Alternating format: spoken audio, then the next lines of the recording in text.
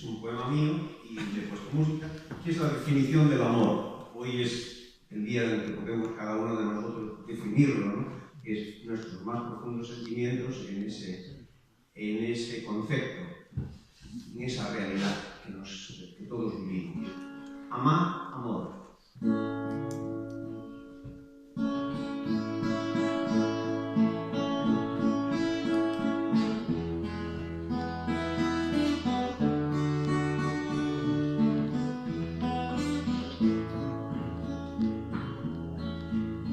Amar es compartir, ir sin esperar. Amar es entregar, sin pensar recibir. Con todo en un pensar, se entrega en el amor. Un gozo de sentir un solo corazón. Amar es algo más que un solo deseo.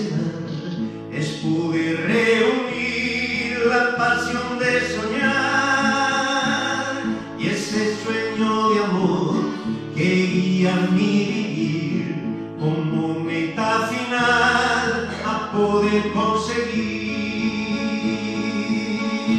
Eres tú que despiertas en mí, tu persona es mi sueño de amor. La pasión de poder conseguir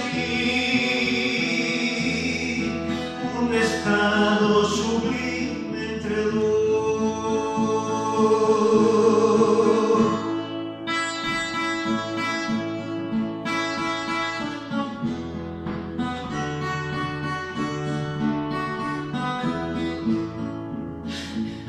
Amar es compartir y dar sin esperar.